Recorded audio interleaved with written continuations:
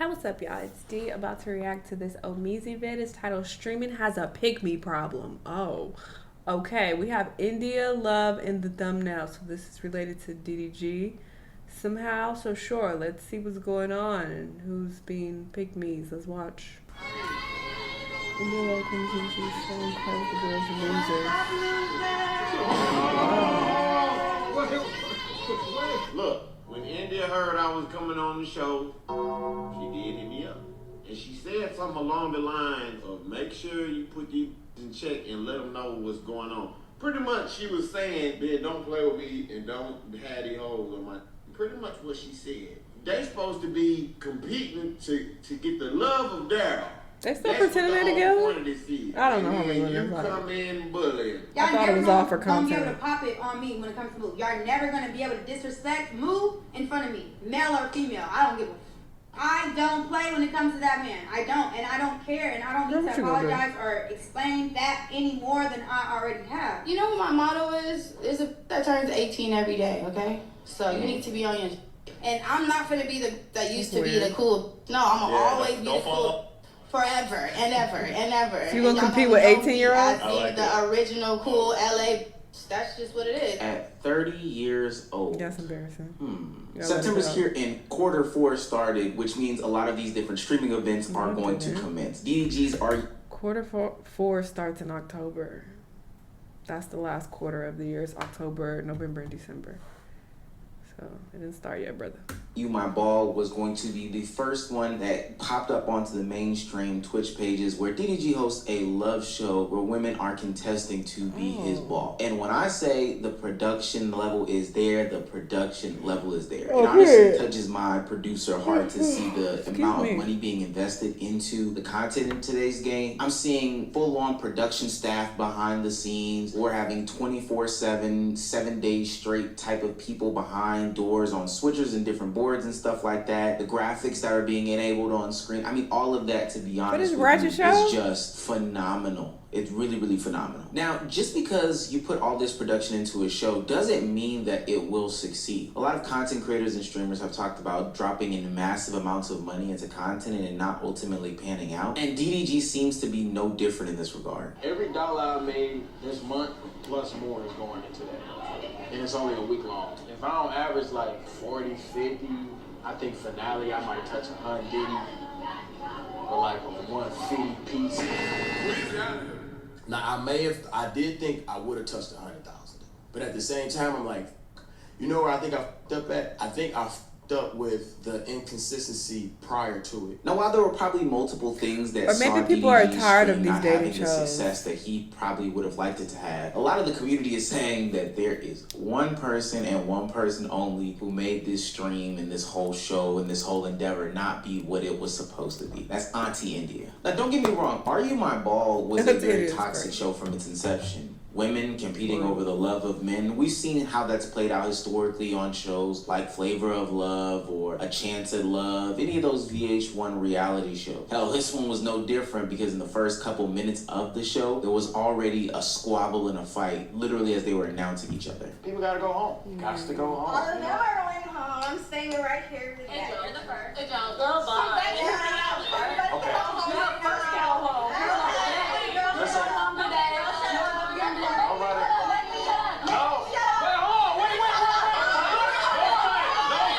All y'all are cool. No fighting! But those situations were seemingly minor in comparison to the India Love problem that the show had. As soon as India Love stepped onto the scene, you could see that it was quite clear that there was something bigger going on between DDG and her. Now, granted, they've been playing into this relationship concept for a couple months now, but having a show where there's supposed to be some sort of pursuit of love for the main person, and then having, you know, his baby bop, his boobop, his ball, as they would call it, on the show. At the same time, honestly, it doesn't lead to good results for the show as a whole.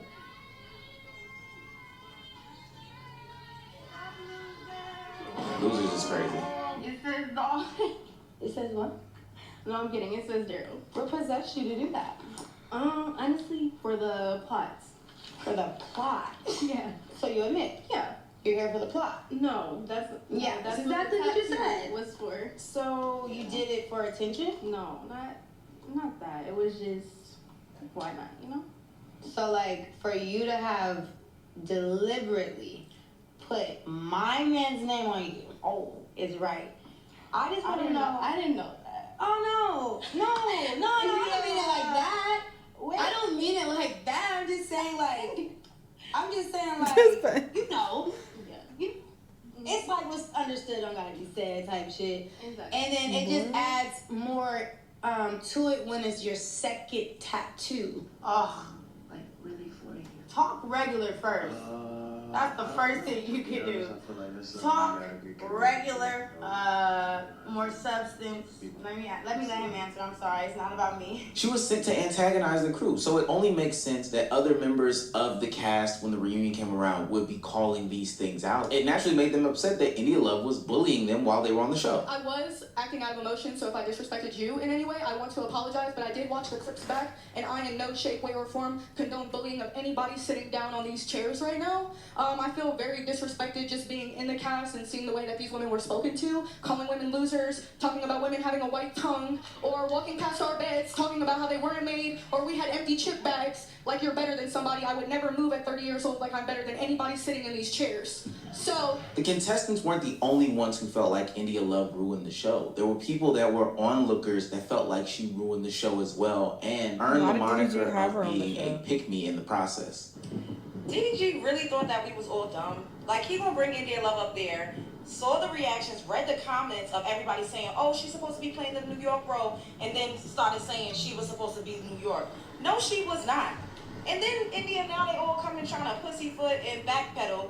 Oh, that's just my friend. I'm not even his girlfriend. Girl, you was on the damn show saying my man, my man, my man, my man. The way you treated that girl Sky Top because she got a tattoo of DDG. Don't you got men's names tattooed on you? And everybody keeps saying she's playing a role. She's always playing a mean girl role? Or is that just who she is and y'all just making an excuse? Yeah, she gave everybody something to talk about, but it wasn't positive. When India heard I was coming on the show, she did hit me up. And she said something along the line of make sure you put these bitches in check and let them know what's going on. Pretty much she was saying, man, don't play with me and don't have these holes on my nigga. Pretty much what she said. And I said, all right, sus, how you gonna get mad at me that they wanted me to host the intimacy game? India Love went to DDG's Love Show to ruin it. She didn't even go there to tell the girls what they could have worked on. She went there to judge every single one of them. And I mean, when I mean judge, I mean judge. Like if it were her show, to make them feel out of place or uncomfortable. India was very much giving me pick-me vibes last night on DDG's date show. Yeah, she was giving much pick-me, mean girl-ish. The way that her intentions was to come on the show and disrespect the girls and be nasty towards them just shows that you're not at a mature level as you should, okay? Prime example is when DDG and India was walking up to the computer to see the other girls from the other house.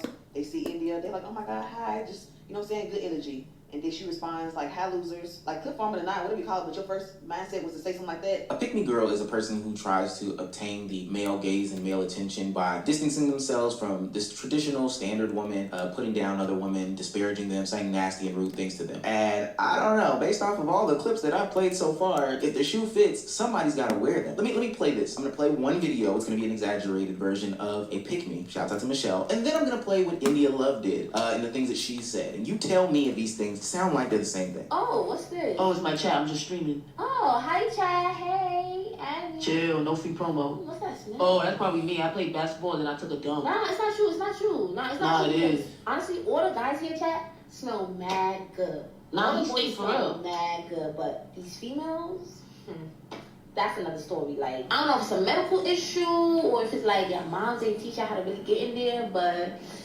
let me just keep it right there, because I don't want to ruffle nobody's feathers, but yeah, it's scary. I'm so sorry. Are you so shocked? I don't know. I think we go together, but I think we go together. I think we go together. Yeah, woo. I don't think y'all go together. It's not really a chance anymore, but thank you. Oh my God, I thought this was getting me over there. Oh yeah, what was it? He allowed it. You know that's cringe to a nigga, right? Really? So cringe. You not supposed to ask a nigga, can you wear his chain? The nigga's supposed to be like, baby, put this shit on. You look too good. I'm gonna I'm gonna take her chain off her neck. She doing too much over here. Take it off. Take it off.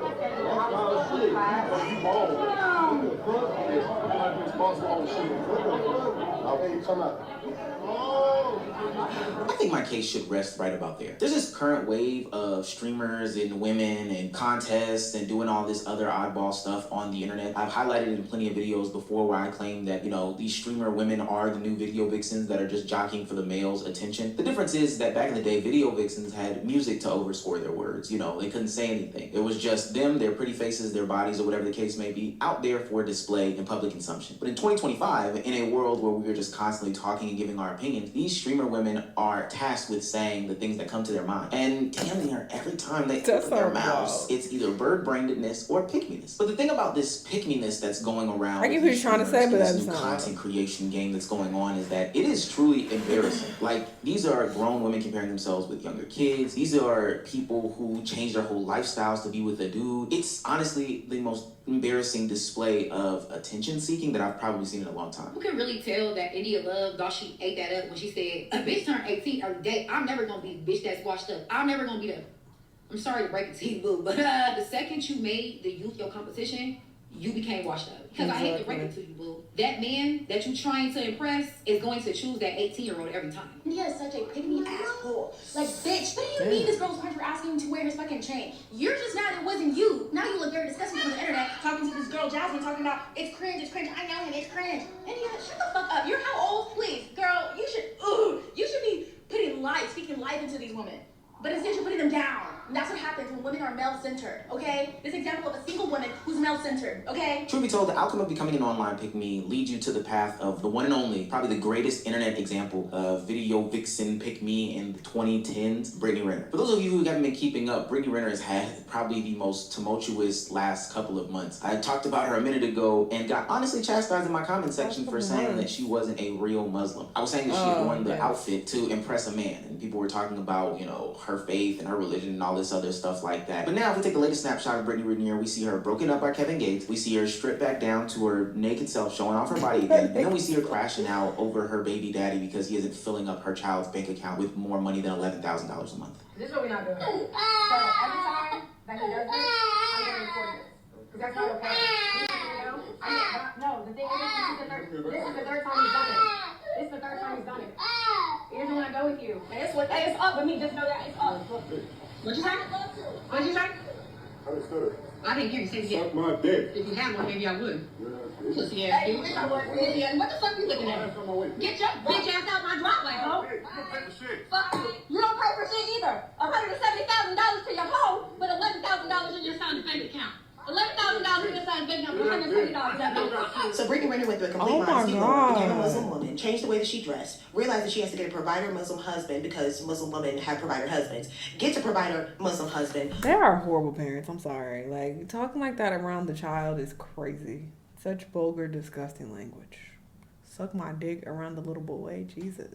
Loses that. Don't be surprised if he starts telling the little girls that at school. Suck my dick. And then what? Husband within 52 days because he just decides he doesn't want to do this, gets the marriage annulled, ultimately causing her to go back to the streets and have to start this process all over again, all while being a single mother. You guys, this is crazy. I honestly feel like Brittany should have just stayed busted it open online. Like, she would have been able to build a platform and eventually some man would have liked her for her. But going through this fake ass modesty glow up, and I do mean this fake ass modesty glow because nothing is modest about this entire situation. The fact that she even allowed herself to be used like a moving piece in a game like this is just fucking hilarious. And it really should open her eyes to the fact that men play fucking games. And if you're a pick-me, you are a pawn in the game. It doesn't lead to you building an audience. It doesn't lead to you having a long-lasting, healthy relationship. It doesn't lead to anything bigger and greater than just being the smash of the week, the lay of the week, the pass around of the week. Are you my ball? If you are my ball, I've got to pass you to my teammates. Like, that's literally how all this works. This should serve as a cautionary tale more than just me giving my commentary on the situation. Do I believe that India Love ruined the show? I don't know. I didn't watch the shit. But based off of all the clips that I have seen of her over the past couple of weeks in this show and, dating back to like Stream University and stuff like that, pick me vibe. I'm feeling it. And I've seen it before, but I'm seeing it with other young streamers as they get into this game. Specifically the women. They get into this lane, feel like they have to do the flirtatious content, and we all know how that ends up. You end up being discarded to the left and to the right. I'm gonna bring up some of my favorite examples that y'all love to dispute in the comments, but I can only think to look back to the Cooking with Kai's of the world or the Zoe Spencers of the world. I'm going to use you for my diabolical fantasies as a man. This is from their streamer aspect. You're going to play into it being a pick-me and never really establishing your audience, and then when the time comes, I'm going to throw you away for the next bitch that turns 18 years old. I can throw Wendy Ortiz in that as well. And please don't get on the soapbox as to how all these young women had different things going on, et cetera, et cetera. As soon as they stopped being around these men, we understood what happened. There's a whole swath of streamers that were women this year that popped up and are just gone now. It's just the strangest thing to me. Now, with that being said, I think that it's not a total loss. You know, you don't have to go down this route of competing with people who just walked across that stage in order to, you know, seek the validation from a man. You can create your own audience. You want to see me fight with guys too? I just feel like I don't know. I did yesterday because I was a guy, so it felt like, you know, yeah, like it was cool. I just don't. One thing, it's like cool sometimes, but one thing I just don't love about the streaming stuff right now is that it has to always be flirty, and it's like just vibes, man, just vibes. That was after Lala was going down the path. I love that for her, and she's gorgeous. I'm glad that she's in her own lane, and she's like, I don't want to feed into that. Like, what the fuck y'all think this is? Preach, okay? That's something that I definitely had to do coming into this YouTube space.